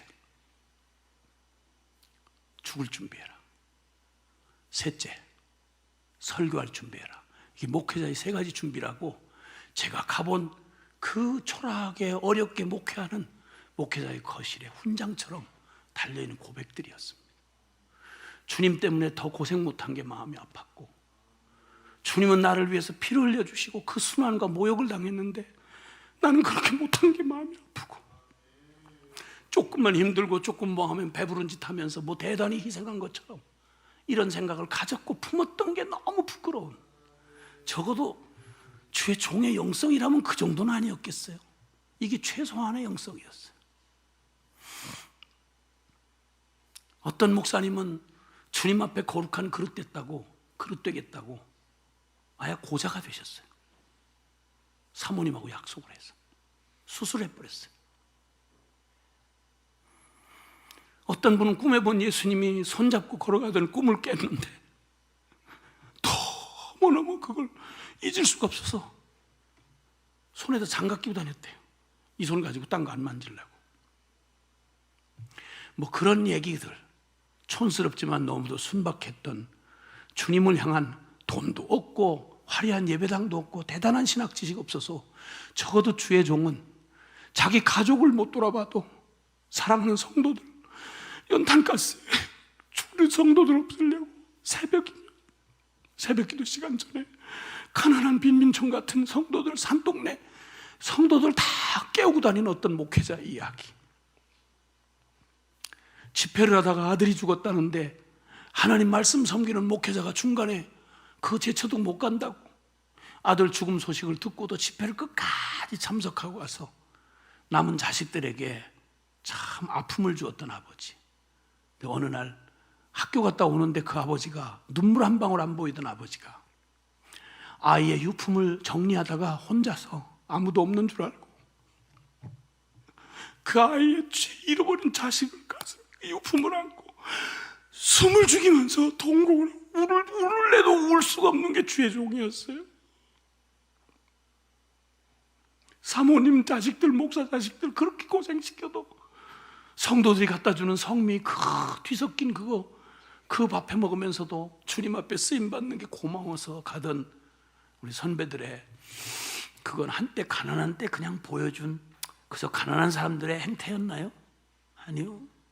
주님 사랑했어요. 목회자가 그랬고요. 성도들 그런 정성으로 하나님 천사 대접하듯이 주의 종 그렇게 몸 돌보지 않고 가족 돌보지 않고 희생하는 그들을 정말 아비처럼 어미처럼 그렇게 사랑했어요.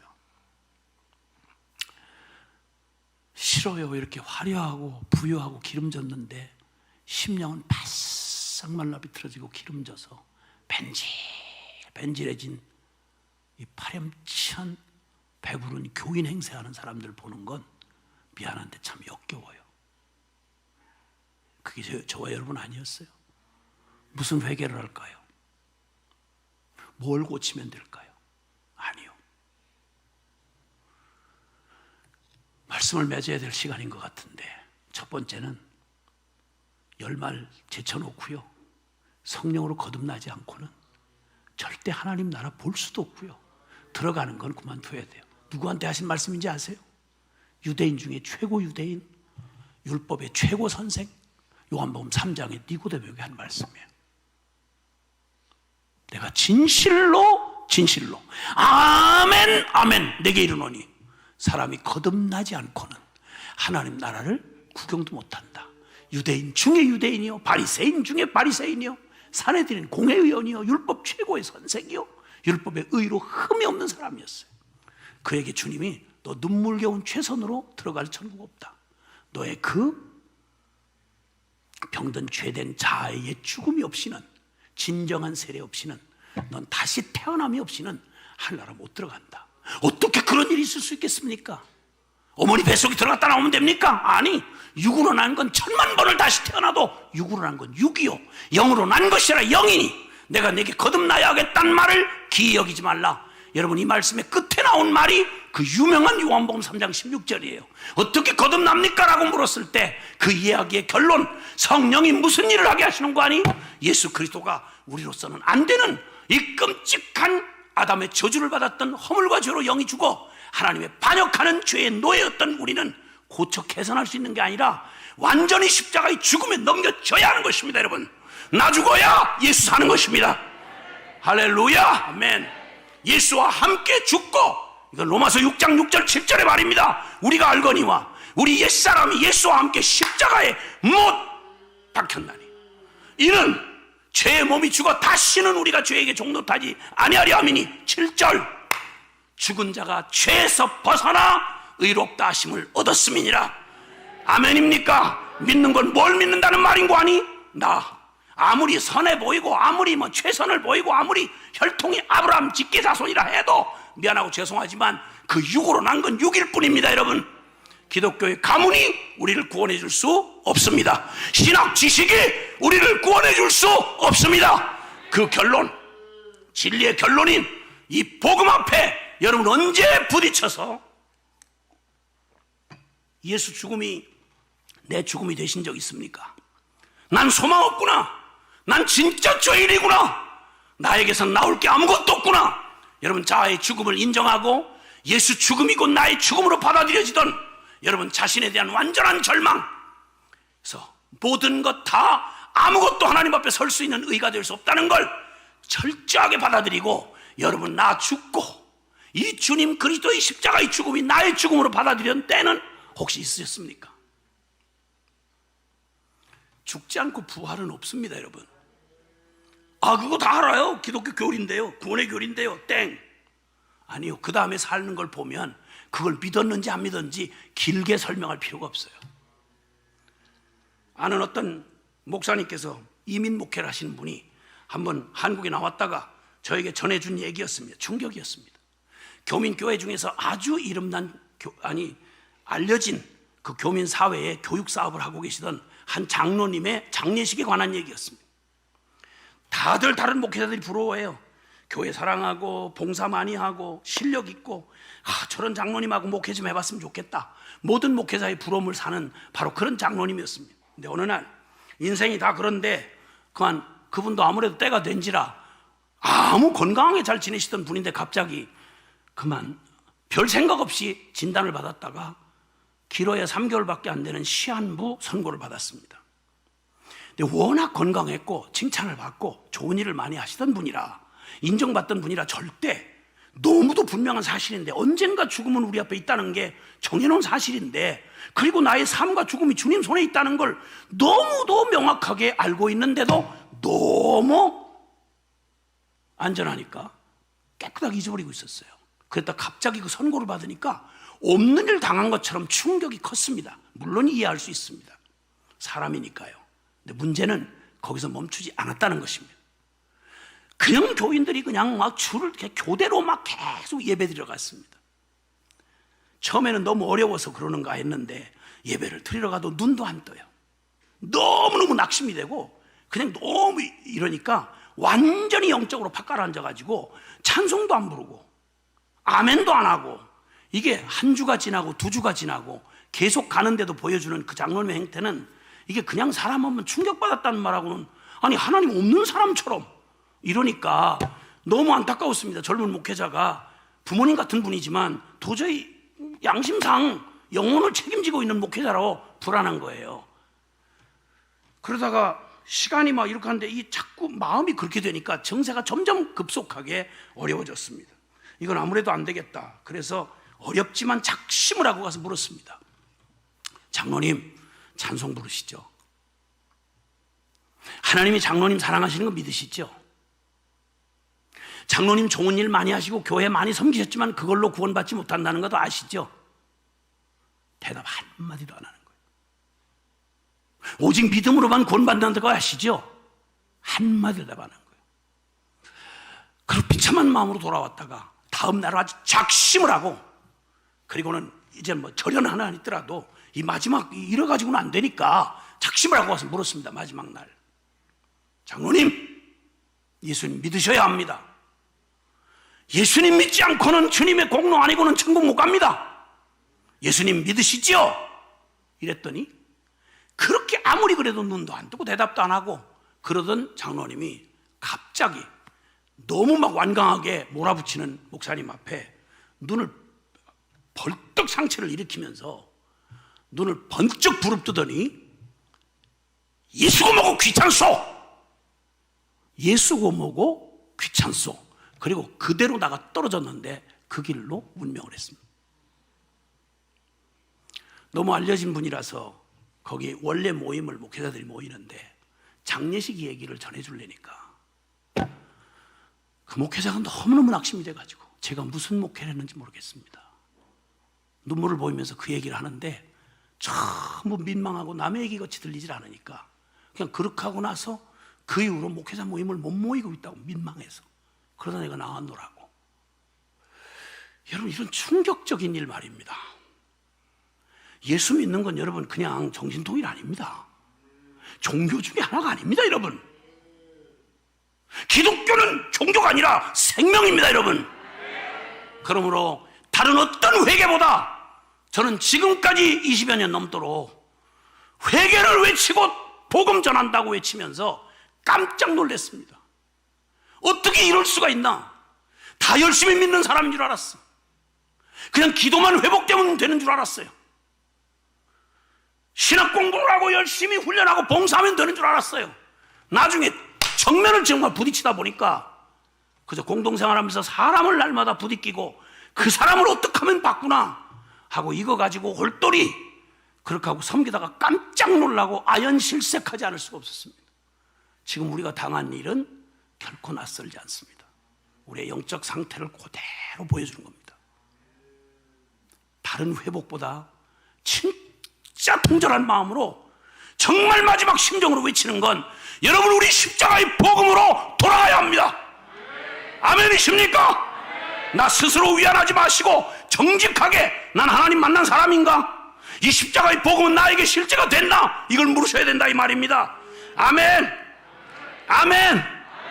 이 사실이 분명히 믿어졌다면 우리는 우리의 삶의 주인이 바뀐 걸 금방 확인할 수 있습니다. 내 인생의 주인이 누군지가 어느덧 나도 모르게 바뀌어 있는 겁니다. 내 뜻대로 살던 내가 죽고 이제는 주인 대신 주님이 가니까 내 능력이 있느냐 실력이 있느냐 마음이 뜨거우냐 안 뜨거우냐 상관없이 주님 가라시면 가고 주님 서라시면 서게 되는 겁니다. 가장 놀라운 변화는 우리의 영이 살아나지 않는 한 우리는 하나님의 말씀을 진심으로 순종 못합니다. 근데 하나님이 성령께서 우리 안에 오시면 주님이 우리에게 영의 이 진리에 대한 소원을 갖게 하시고 은혜를 갈망하게 하시고 말씀을 알고 싶어하고 그리고 주님 앞에 순종하고 싶은 갈망이 생기는 것입니다. 여러분, 이게 가장 놀라운 성령께서 하시는 일입니다. 그래서 육을 따르지 않고 영을 따라가는 사람으로 우리가 바뀌었다는 사실을 우리가 알게 되는 겁니다. 그리고 주님을 사랑하는 사람으로 우리가 바뀌어 있습니다. 베드로전서 1장 8절 9절에 너희가 예수를 보지 못하였으나 사랑하는도다. 지금도 보지 못하나 믿고 말할 수 없는 영광스러운 즐거움으로 기뻐하니 이는 믿음의 결국 곧 영혼의 구원을 받음이라. 영혼 구원을 받고 거듭난 사람은 놀라운 변화가 일어난 걸 자기가 알게 되는데 그게 바로 예수님을 사랑하게 되는 겁니다. 사랑이 뭐냐고 묻지 마십시오. 사랑은 내가 물건이든 인격이든 사랑하면요 동일시가 일어납니다. 그가 행복하면 나도 행복하고 내 마음이 그 편에 다 가 있습니다. 연애만 해도요 온통 마음이 다 팔려가지고 거기에 다 가 있어요. 온통 관심이 다 앉으나 서나 자나깨나 그 생각나요. 예수님 그렇게 우리 안에 애써서 노력해야 되는 게 아니라 거듭나고 나면 우리가 주님을 사랑하게 되는 것입니다. 할렐루야. 그리고 이제 기꺼이 로마서 12장 이제 두 번째로는 우리 자신을 하나님 앞에 산 제물로 드리게 되는 로마서 12장 1절 이하에 주님 말씀합니다. 그러므로 사랑하는 형제들아 내가 하나님의 모든 자비하심으로 너를 권하노니 너희 몸을 하나님이 기뻐하시는 거룩한 산 제물로 드리라. 이는 너희가 드릴 영적 예배니라. 하나님 임재 안에 살아가는 이 일은 억지로 쥐어짜고 예배를 막는다 뭐 방해한다 이런 따위 가지고 흔들리지 않습니다. 여러분, 무슨 짓을 해서라도 예배는 중단시킬 수가 없습니다. 근데 여러분, 예배당을 못 나오게 했으면 아니 못 나오는 게 여러분 병나고도 못 나오잖아요. 근데 못 나오니까 예배가 드려집니까 안 드려집니까? 처음에는 당황해서 그냥 놀래서 그렇다지만 이게 2주가 지나고 3주가 지나는데도 예배 안 드리는데도 여러분 마음이 편안하시면 여러분 기억하세요. 여러분 조금이라도 높은 곳을 향해서 올라갈 때는 뭘 끌고 올라가면 한 걸음 한 걸음이 걸음이 느껴집니다. 그런 내가 애쓰지 않아도 저절로 기도 안 하고 예배 안 드려도 뭐 저절로 잘 풀리거들랑 걱정하지 마세요. 그 내리막길입니다. 남은 건 처박는 것만 남은 거예요. 주님 앞에 수스라쳐 놀래가지고 예배를 안 드려도 괜찮은데 영적 상태는 길게 말할 필요가 없습니다. 이게 살아있으면 당연히 우리가 해야 할 행동이 자연스럽게 나오게 됩니다. 이렇게 하늘나라의 백성이 된 거듭난 주의 백성들은 무엇이 옳고 무엇이 그런지를 굳이 다른 것에 말하지 않아도 정보를 듣고 하면 분별할 수가 있고 내가 어떤 길로 가야 주님을 따라가는 것인지를 무엇이 옳고 그런지를 휘말리지 않습니다. 이파 저파 이 사상 저 사상 기독교인들 안에서 뭔 잡다한 얘기가 이렇게 많아요. 그것도 분별이 안 돼요? 인권 타령을 하면서 이 기독교계 하나 있는 이 지도잡내 하는 사람들 하는 행태 이거 하나님 한 번도 만나본 적이 없다는 걸 지가 소리치고 돌아다니는 가짜 지도자들 많이 등장했죠. 지금 그 정도 드러났는데 분별이 안 돼요. 아니 성도라고 하면서 그것도 분별이 안 돼?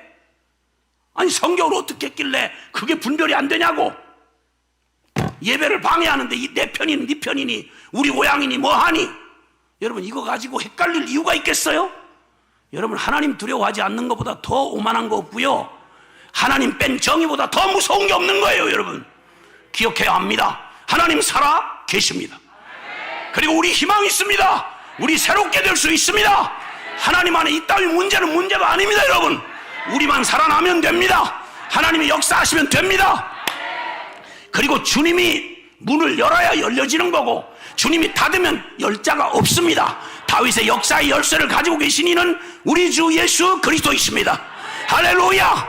그런데 전제 조건이 있어요. 내 이름으로 일컫는 내 백성이 그 악한 길에서 하나님 없는 삶에서 떠나 그 마음을 겸비하여 하나님의 얼굴을 구하면 하늘에서 내가 듣고 우리 보고 땅 고치라고 안 했어요. 하나님이 고쳐 주시리라. 아무리 애써도 주님이 안 도와주시면 다 말짱 도루묵입니다. 그러나 아무리 약하고 별 볼 일 없는 것 같아도 소수의 인원이라 할지라도 거룩하고 주님 앞에 생명 얻고 자신을 드린 복음이 실제가 된 하나님의 사람들의 든 기도의 손은 엘리자베스의 여왕처럼, 여왕의 말처럼 저 한 사람의 기도하는 저 한 사람이 영국 군대의 한 개 사단보다 더 두렵다. 예, 그걸 보게 될 겁니다. 하나님 살아 계십니다. 우리의 믿음의 두 손을 좀 높이 들어봅시다. 믿음의 두 손을 좀 높이 들어봅시다. 두 손을 들면서 여러분의 소감을 좀 묻고 싶습니다. 여러분 이 두 손 가지고, 이건 전심이라고 하는 표현일 텐데, 여러분 전심으로 여러분 붙들고 의지했던 건 뭐죠? 정말 살아계신 하나님입니까? 아니면 내 통박, 아니면 사람, 혹은 돈, 세상 보이는 거였습니까? 뭐였습니까? 하나님 정말 전심으로 붙들었습니까? 다른 걸 붙잡을 여유가 없을 만큼 내 전심으로 주님이 나의 전부가 된 적은 언제시냐고 묻는 겁니다. 우리가 회개하자는 말은 바로 여기서부터 출발해야 합니다. 우리가 주님 아닌 걸 붙잡고 있던 거 버리고, 그리고 하나님보다 더했던 걸 버리고, 그걸 우상이라고 말합니다. 버리고, 이 두 손을 든 두 번째 의미는 전심으로 내가 믿겠다는 말인데, 붙잡겠다는 말인데, 누굴 붙잡으시렵니까? 이만큼 경험하면 됐지 않습니까? 나를 붙잡고 살겠습니까? 아니면 살아계신 주님의 십자가 부활의 이 복음, 생명다에 붙들고 나 죽고 예수 산 이 복음으로 이제 주님 앞에 전심으로 나아가기를 원하는 분만 아멘 합시다. 아멘 합시다. 그리고 각자 오늘 말씀을 듣는 가운데 주님 앞에 거듭난 적이 없다고 하면 이 두 손 가지고 십자가의 부활의 복음에 주여 나를 살려주시고 이 복음에 내가 온전히 주님을 전부로 받아들입니다. 예수님 나의 전부가 되어 주시옵소서. 각자의 기도를 드리며 거듭난 분이라면 자신을 주 앞에 드리며 산 제사 제물이 되도록 주 앞에 자신을 드리고 결단하며 주님 앞에 나아갈 때 주여 간절히 세 번 부르고 통성으로 기도하겠습니다. 주여.